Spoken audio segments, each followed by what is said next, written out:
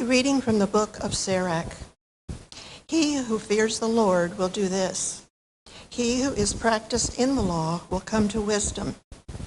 Mother-like, she will meet him. Like a young bride, she will embrace him. Nourish him with the bread of understanding, and give him the water of learning to drink. He will lean upon her and not fall. He will trust in her and not be put to shame. She will exalt him above her fellows, and in the midst of the assembly, she will open his mouth and fill him with the spirit of wisdom and understanding, and clothe him with the robe of glory. Joy and gladness he will find, an everlasting name he will inherit. The word of the Lord. A reading from the second letter of St. Paul to Timothy. Beloved, I charge you in the presence of God and Christ Jesus, who will judge the living and the dead, and by his appearing and his kingly power proclaim the word. Be persistent, whether it is convenient or inconvenient. Convince, reprimand, encourage through all patience and teaching. For the time will come when people will not tolerate sound doctrine, but following their own desires and insatiable curiosity, will accumulate teachers and will stop listening to the truth and will be diverted to myths. But you, be self-possessed in all circumstances. Put up with hardship.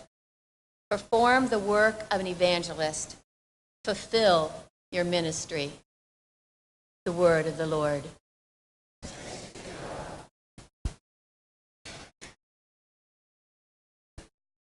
The Lord be with you. A reading from the Holy Gospel according to John. Jesus raised his eyes to heaven and said, Holy Father, I pray not only for these, but also for those who will believe in me through their word, so that they may all be one, as you, Father, are in me, and I in you, that they also may be in us, that the world may believe that you sent me. And I have given them the glory you gave me, so that they may be one as we are one, I and them, and you and me, that they may be brought to perfection as one, that the world may know that you sent me, and that you love them even as you loved me. Father, they are your gift to me. I wish that where I am, they also may be with me, that they may see my glory that you gave me, because you loved me before the foundation of the world. Righteous Father, the world also does not know you, but I know you, and they know that you sent me. I made known to them your name, and I will make it known, that the love with which you loved me may be in them, and I in them. The Gospel of the Lord. Praise to you, Lord Jesus Christ.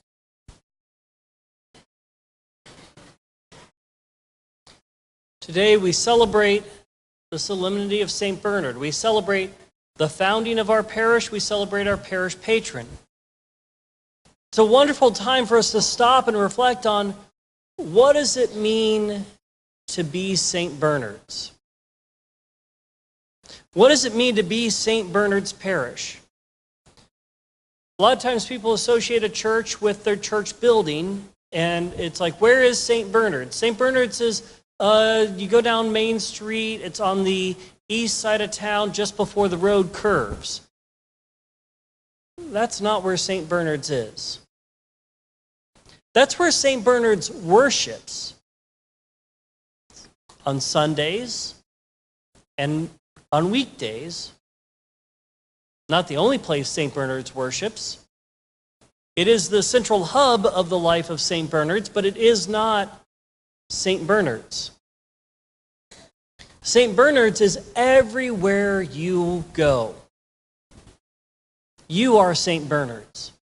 You are the parish. You are the Catholic Church in Montgomery County. Where is the Catholic Church in Montgomery County? It is in our workplaces. It is in our schools. It is in our families. It is in our neighborhoods. It is in our shopping centers. Wherever you go, there is St. Bernard's. I find this gospel passage and this second reading particularly fitting for realizing that. Jesus is praying about his apostles, and he prays, Holy Father, I pray not only for these, but also for those who will believe in me through their word. I pray not only for these, but also for those who will believe in me through their word. How will people in Montgomery County come to know Christ and his church? Through you. What is it like to be Catholic? People should know that from what you say and what you do. And being that I have Franciscan leanings myself, I love the phrase of St. Francis, it's at least attributed to him, of preach the gospel daily, use words when necessary. But sometimes it's important for us to take a step back and ask, do I proclaim him by name? Do I proclaim Jesus Christ by name? Or am I afraid to do so? Because I can tell you, St. Francis, who's attributed with that phrase, had no problem proclaiming the name Jesus Christ.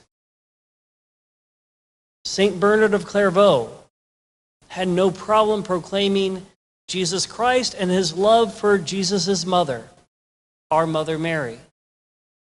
St. Bernard's known for the prayer, the Memorare. Remember, O most gracious Virgin Mary, that never was it known that anyone who fled to thy protection, implored thy help, or sought thy intercession was left unaided.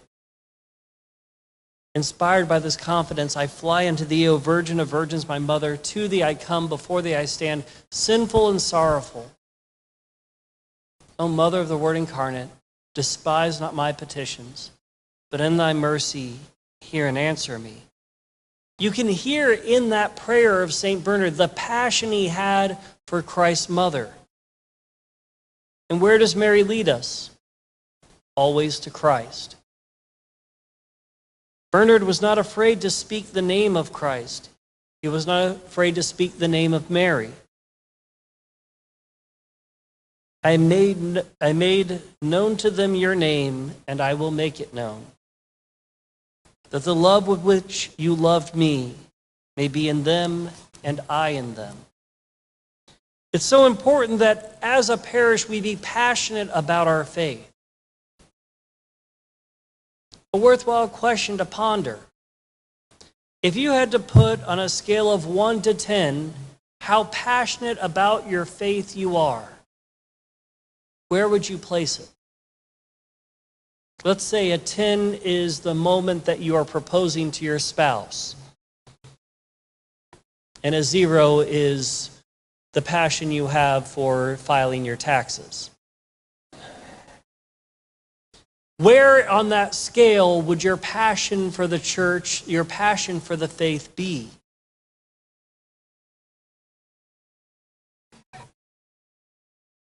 We hear from St. Paul speaking to Timothy, proclaim the word. Be persistent whether it is convenient or inconvenient. Convince, reprimand, encourage through all patience and teaching. For the time will come when people will not tolerate sound doctrine, but following their own desires and insatiable curiosity will accumulate teachers and will stop listening to the truth and will be diverted by myths. I feel like he's talking to us. I feel like he's talking about our time because people grab a hold of their teachers, whether it's one political party or another, whether it's one news channel or another, and they listen to whatever the things they want to hear are said, and they stop asking and pursuing the truth. Why should someone become Catholic? because it is the truth. Not because I was born Catholic, not because I was raised Catholic, not because I grew up in Western culture. Why should someone become Catholic? Because it is the truth, and if it is not the truth, you should leave. You should run away from the Catholic Church if it is not proclaiming the truth. Many people want to see the church change on things, and I've got a long list of things that I've had people ask me, do you think the church will ever change on this? And the answer is no. What is right will always be right. What is wrong will always be wrong. The truth does not change. But as for you, be self-possessed in all circumstances. Put up with hardship. It's hard to be Catholic, and yet we should be proud of it. Perform the work of an evangelist. Whose job is it to proclaim the gospel and bring people to the church? It is St. Bernard's job, and you are St. Bernard's. It is the job of each and every Christian to invite others to Christ. Not by beating them over the head with a Bible, though that might be fun some days, but to really be willing to go out of ourselves, to be uncomfortable, to say to somebody, here is what Christ has done in my life. Here is what God has done in my life. And I know He can do likewise for you. Our faith is not meant to be something we hold in. I was very proud of the Protestant Baptist church in town. Today I got a knock on my door. The Baptist Spanish-speaking parish church came by wanting to invite me to their services. I said I'm a little busy on Sundays. I actually had a nice conversation with them in Spanish and explained I was the pastor over here. But is St. Bernard's willing to do that? And by St. Bernard's, I mean you. Are you willing to go out and be uncomfortable to bring other people to Christ? How important is your faith? How much has God done in you? I can tell you that every Mass, when I sit down after communion, I always pray the Memorare. And I love that part of that prayer that says, sinful and sorrowful I come before thee. Sinful and sorrowful, because I know I'm not worthy of what God has done in my life. And yet I'm not afraid to say, He's worth it. I am not worth what He has done for me, but He has made me worthy. He has done so much in my life. How could I not share Him with others?